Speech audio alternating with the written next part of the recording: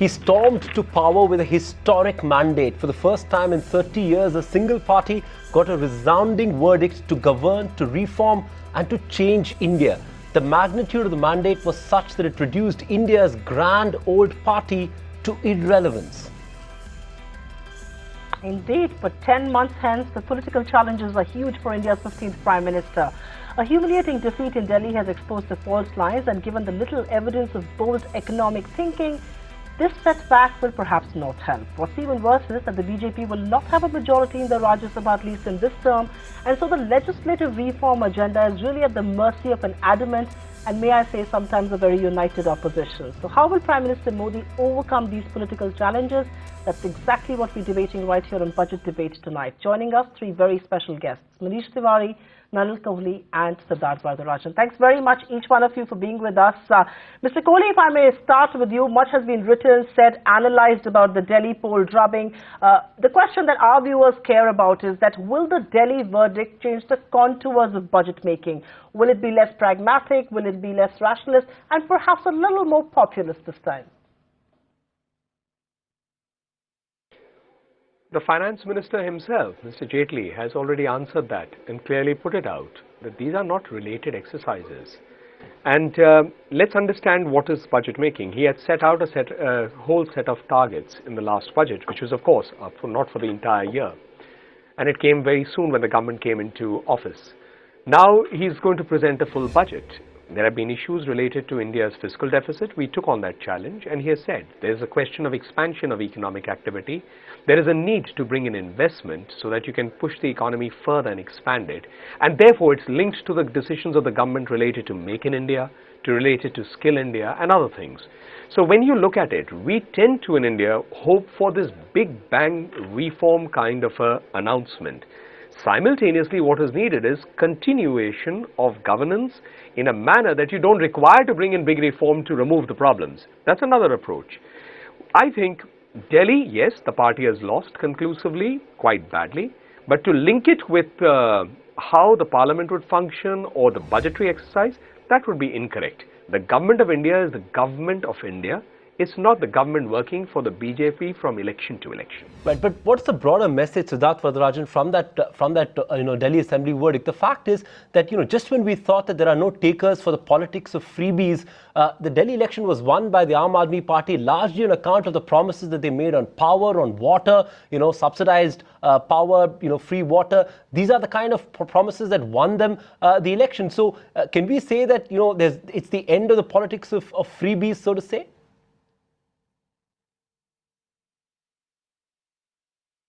Well, I would be wary of comparing the promises the Aam Aadmi Party made in Delhi to the kind of irresponsible freebie mongering that we've seen in Punjab or Tamil Nadu, where parties like the AIA-DMK or the Akali Dal or even the BJP have promised farmers free water, unmetered water and so on, free electricity. What the Aam Aadmi Party has said in Delhi is that they will do an audit, and they are confident that pursuant to that audit, they'll be able to cut electricity prices. And they've come up with a fairly rational water proposal where you give free water, what they call lifeline water, up to a certain point. If you consume even 1 litre more than that, then you're billed for the entire amount. So I think it's a nuanced proposal. And it suggests that people in Delhi are willing to trust the Aam Aadmi Party in their ability to deliver on that promise. As far as the budget is concerned, Mr. Modi, I think Nalin is quite right. I mean, Mr. Modi said so explicitly about 3-4 days ago when he questioned the wisdom of parties that are offering free electricity, conveniently forgetting that, of course, the BJP's ally, the Akali Dal in Punjab, has always traded on this. But I think the BJP, the government leadership, Mr. Modi, Mr. Jaitley, are very mindful of how corporate India is looking at the budget-making exercise. And the expectations from the big companies that backed the BJP in the election is that this will be a so-called pro-reform budget, a budget where there will not be too much of public increase in public expenditure.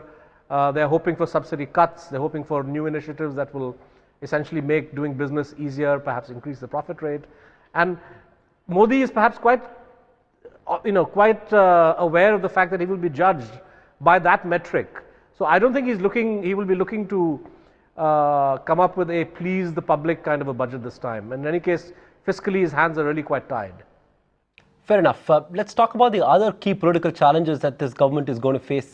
Mr. Kohli, there seems to be this vision as far as economic reform is concerned, but the one concern is that governance right now is very centralized. And a lot of commentators believe that there is too much of control in the Prime Minister's office. There's been murmurs of how much of the budget is being scripted in the PMO and not in the North Block. How much of a constraint is that going to be to kind of materialize and kind of realize the economic vision of this government? Well, first of all, I think it should be a matter of satisfaction for every Indian that if the power at all, as is being alluded to us, is centralized in the Prime Minister's office within the government, and it isn't following a model of the past where the authority was centralized outside the government. So I just thought, that's a major difference. Of course, I can understand there will be a few people critical of it, for those who would like to see the Prime Minister's institution not as powerful and perhaps the party apparatchiks to be more powerful. So that's one comment. The second, of course, is only the Congress party and Mr. Tewari can come up with an explanation that everything was well in order when they left.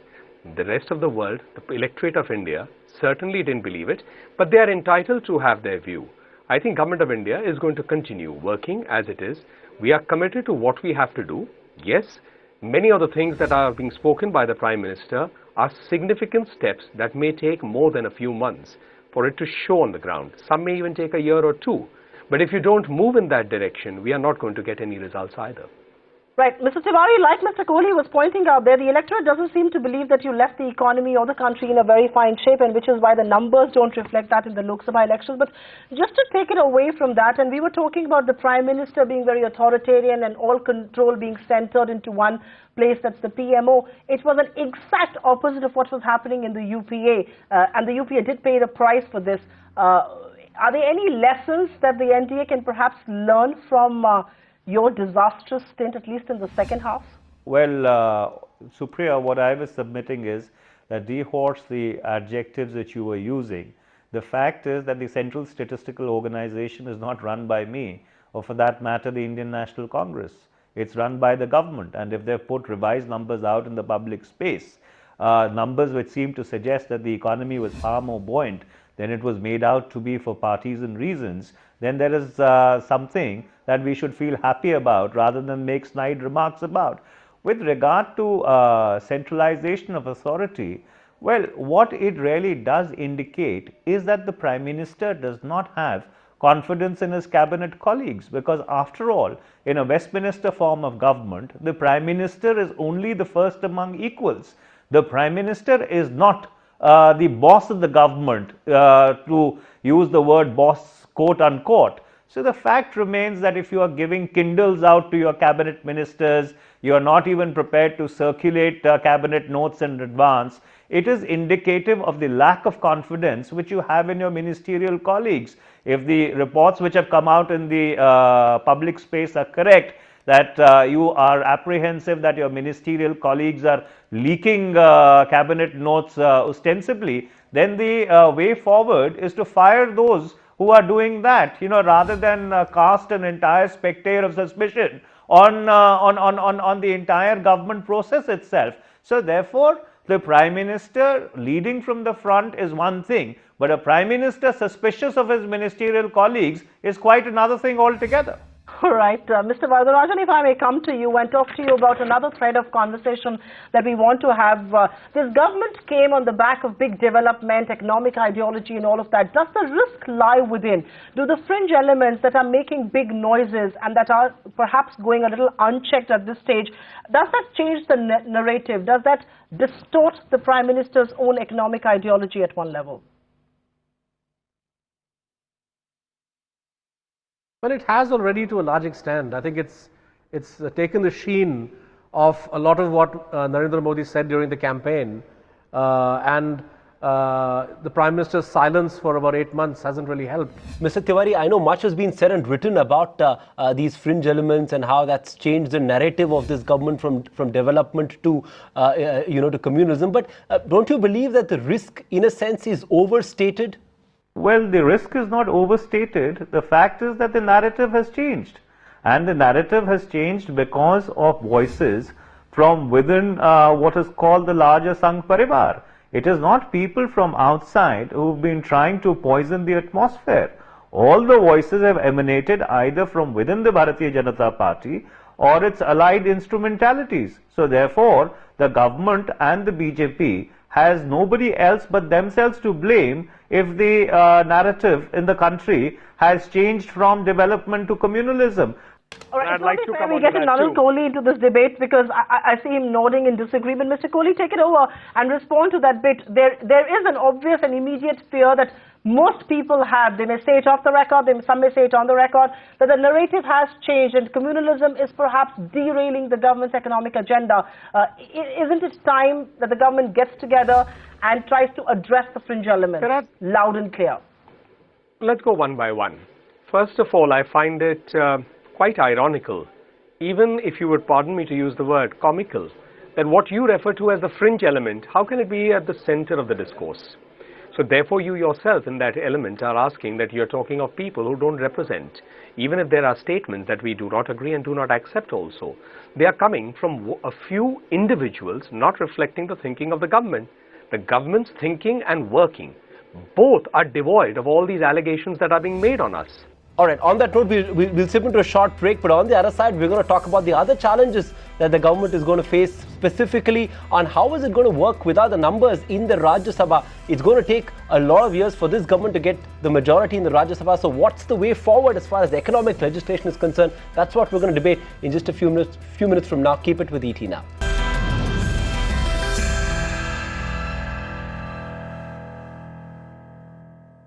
Siddharth Varadarajan, the other key political challenges is the numbers in the Rajya Sabha. And whichever way you look at it, it's unlikely that this government is going to get the numbers in the Rajya Sabha to push through key economic legislation. What's the way forward then? You know, the ball really is in the government's court. Of course, the opposition also behaves badly. There's no question about that, and takes advantage of the government's bad behavior. But ultimately, it's the onus is on the Prime Minister and on the ruling party to ensure that his legislative agenda is piloted through. And I think with the right amount of goodwill and with a proper approach towards the multiple parties which exist in the Rajya Sabha, like the Trinamool, which BJP has insisted on alienating, it's possible that it might have had a smoother path. But I'm afraid right now the way in which the BJP is pursuing its political agenda in some of these states, perhaps building consensus in the Rajya Sabha is going to be difficult. There is always the option of joint sessions, but that itself requires a bill to be first placed and defeated in the Rajya Sabha. And at the end of the day, you can't be having joint sessions for each and every bit of legislation. So this is a problem that the government will have to find some way of resolving, particularly when it comes to extending the life of these ordinances that were, rather unseemly ordinances, I would say, that were pushed through without any discussion of any kind. And I think it's important that Parliament debate these, deliberate on these, and that they be either passed or rejected in a properly legal fashion. Right. While the government needs to get its act together as far as being amiable is concerned, I'm going to come to Mr. Kohli on that. But Mr. Tewari, I have a very frank question to ask of you. A lot of opposition today within Parliament is actually political rhetoric. The opposition is today opposing things that they stood for while they were in power. Will you agree with me? And I will ask you to be an honest politician at this stage and not just a congressman, that a lot of opposition today is merely political rhetoric and it is stalling economic legislation. Well, Supriya, the shoe is really on the other foot. Tell me one constructive measure in the past 10 years which the BJP did not oppose. Starting with the Indo-US Civil Nuclear Agreement, whose credit they are now trying to take for operationalization. They brought a no-confidence motion on it. Insofar as insurance reforms are concerned, pension reforms are concerned, banking reforms are concerned, each piece of reform legislation was opposed tooth and nail by this current government when it was in the opposition, and it is all a part of the record. And when you have the finance minister as the leader of opposition saying that disruption is a legitimate parliamentary tactic, well then he will be held to his words as and when parliament meets again. So therefore you cannot run with the hare, hunt with the hound. It takes two to tango. If government wants its reform measures to go through, they will have to stop the politics of vendetta, They will have to walk the extra mile and build bridges. They cannot smirk at people, behave in an arrogant manner, and expect people to kowtow to them and get their bills passed. Democracy does not work that way. Nalin Kohli, comment on that. Manish Tewari says the government has to shed its arrogance. It has to walk the extra mile if it wants the opposition to cooperate. It's a very good suggestion that over 10 years we didn't see. So it's perhaps what the Congress is introspecting. It's a very good thing to introspect on. Let's go one by one. Many charges have been made. First of all, yes, the onus on smooth running of Parliament falls onto those who manage the Parliament from the government side, and there are ministers assigned for that. Second is, Mr. Varadarajan is suggesting that the BJP as a political outfit must have nothing to do which may go against other parties and of course go against its own political interests in various states. I have not seen, at least in my limited few years and whatever I'm there, democracy function in a way that a political party abandons all its political work, whether it's West Bengal or anywhere else, and says that no, now we have to pack up political work because we are in government. These are separate issues. They are separate. The onus of also running India falls on Team India. So therefore, if we are opposing the Trinamool Congress in the state, that does not give the Trinamool Congress a right to say we will oppose everything. They may decide to. They are in their rights to do so. But that is not how it works. It's far more complex. It's far more dynamic. With regard to how the House would run or what would be the tools available to the government will look at all of that. I'm not entitled to speak for that. That is a prerogative of the government with Parliament when they discuss with Parliament, or if they do. My reading of the joint session, I don't know whether that would be applied or not applied. Yes, it has to be defeated. It's happened in the past. But whether a government chooses to do it or not, it is its prerogative. It is really not the prerogative for us to debate about it. The last is, the government with the ordinances has on the record stated that we are not going to be deterred off our agenda. It's a message. We will continue. Because that's what this government was elected for. It was elected to do work and bring in the reform and basically get the economic activity kick-started so that the social commitments of the government can also be met. You can't run social programs if you don't have income in the government. Right. So I think it's clear. So the government will do what it has to do, irrespective of what the opposition parties would like us to believe. If the opposition feels in the larger interest of the nation, they would like to. The BJP also, Mr. Tewari used the word, tell me one. We can have a debate on it, and I'll be happy to dig out all the cases where the BJP did also support the incumbent government. We opposed a few, there's no doubt about it. Right. When he speaks about obstructionism and he quotes the finance minister, right, perhaps he would like to also reflect that it was on the 2G scam. So therefore, everything is in a context. Putting them out of context is incorrect. Mr. Kohli, I know Siddharth Varadarajan wants to get in here, and I will get him into this debate in just a moment from now, but you mentioned the joint parliament session and you said that tools are available for the government. I just have one point to ask of you. Will this antagonize the opposition further? After all, the joint parliament session can be used only intermittently. It can't be used so frequently to pass every legislation. Or do you actually believe it will send out the message that, you know what, the government means business, it doesn't really care about political rhetoric? We've got to be careful here. Please answer that question for me. Let me be honest with you. First, that's a presumption that the government is planning to do so. The government hasn't said so, that it is doing so. I've said repeatedly, that's the prerogative of the government. Why should we get into a presumptive thing that this is the way the government will do? How do we know that in Parliament a consensus may be achieved? After all, yes, even the Congress and BJP, who oppose each other completely, the left and the BJP oppose each other completely. There have been cases and instances where we have worked together too. So on that part, I agree with Mr. Tewari that the onus lies with the government in reaching out, but equally the onus then falls onto the opposition for reaching in and holding the hand in the larger interest. Sometimes legislations change. So this is part of the creative exercise of governance vis-a-vis Parliament. We should leave it to those who handle it. We should not go with a presumption into it. With regard to the next issue, that it's a message to send it out or do it, government of India is there to govern. The government can't also be stalled indefinitely. So if there are extreme cases, government may, and I'm again saying may, be forced to consider steps that may not be in the normal course of things. But that is not the norm. At the end of the day, the government can't halt if it finds that there is an unreasonable approach before it. And when Prime Minister Modi is speaking of Team India, evidently working towards Team India, We all have a stake in India in improving. We may be in government today, somebody else may be in government tomorrow, but at the end of the day, the entity of government of India will continue. Right. I have a few questions on the Team India model as well. But Siddharth, quickly, you wanted to rebut Nalin Kohli and also your view. It's very clear, given the nature of political opposition, given the kind of things on which, the two parties are on the two sides, it's unlikely that there will be any kind of consensus. So, they will have to, unprecedented as it may be, they'll have to look at the joint session route. How sustainable is it, as a way of passing economic legislation? Well, first point I want to make is that, look, the BJP obviously has legitimate political aspirations in West Bengal, but so do they in Odisha, so do they in Tamil Nadu. Just compare the manner in which Amit Shah and the BJP deals with Jayalalitha and Mr. Naveen Patnaik, and compare that to their approach towards Mamata Banerjee, and you will see the point I'm trying to make. As far as the legitimacy and validity of joint sessions, joint sessions were conceived of as really exceptional responses to a situation where a ruling party does not have a majority in the Rajya Sabha. I can see them convening a joint session to pass one, perhaps two of their ordinances to get them rubber stamped. But for them to do it repeatedly, I think would be really quite unseemly. I'm not sure, constitutional lawyers will have to weigh in on this.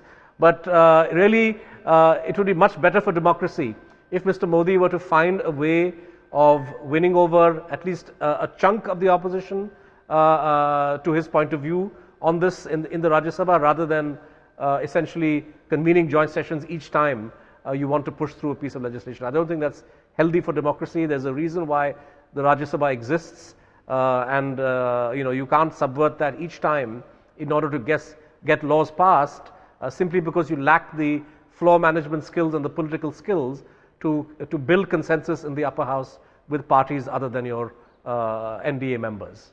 Mr. Tewari, if I may ask you, the Prime Minister has repeatedly spoken about cooperative federalism. It was nice to see the Team India banner when he did meet the state chief ministers.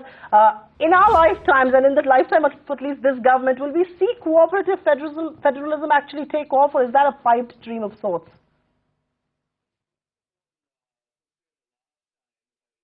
Well, first of all, Supriya, the last time, if I recall correctly, the joint session mechanism was used. It was to pass the very notorious Prevention of Terrorism Act, whose only one purpose was to target the minorities in this country. So therefore, if that is the template which the NDA is going to use, I am afraid that is not a very good template or a very good example or even a very good memory of the joint session process. Number two, insofar as Team India is concerned, the biggest assault on Team India was to convert planning, or the biggest assault on cooperative federalism was to convert the Planning Commission into the Niti Aayog. The Planning Commission was a fair arbiter between the interests of the state and the centre. By turning it into a think tank, you've essentially sent out a message that you want to run India from North Block, and the Finance Ministry has a very short-term and a very revenue imperative view of what India's interests really are. So essentially in the last 8 months, this government has really assaulted cooperative federalism rather than in any manner trying to strengthen it either inside Parliament or outside Parliament. Nalin Kohli, let you have the last word. Manish Tewari says it's one thing to say Team India and all that and have those lovely banners at the back of a meeting of the Prime Minister with Chief Ministers, but your government, he says, has assaulted cooperative federalism. I have 3 comments to make. The first is, we will let our work speak for us, with regard, not rhetoric. Number 2 is, I can understand the Congress party's nostalgia with a Nehruvian model. Certainly they are entitled to have that. Of course, we have moved a long time away from the time Prime Minister Nehru was there, and that model perhaps is not really being found anywhere else in the world, to my best knowledge, maybe 1 or 2 countries. The third part is, in terms of the example he gave and said that Pota was specifically targeted for the minorities, and perhaps Mr. Tewari would need to reflect on the counter argument that may come, that they removed it, they put a charge of targeting minorities, then a counter charge could come. They wanted to help terrorists. It was not minority driven, it was prevention of terrorist acts. So these kind of rhetorical things about laws may not be a good thing to say, because after all, that's not how Government of India or under any Prime Minister has ever functioned. All right, I'm afraid we're completely out of time in this budget debate, but I think it's evidently clear from the tone and tenor of our panelists.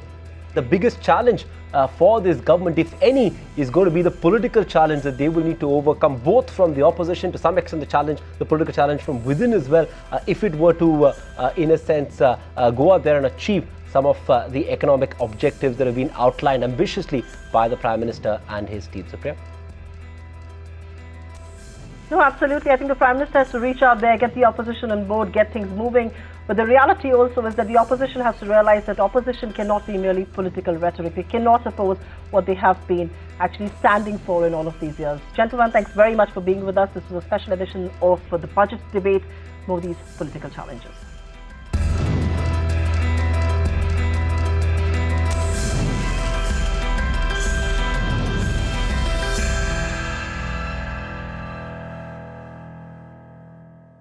Find us on Facebook at facebook.com/ETNow and don't forget to click the like button. You can also follow us on Twitter at ETNowLive. To stay updated with all our programming, hit the subscribe button on our YouTube channel by logging on to youtube.com/user/ETNow.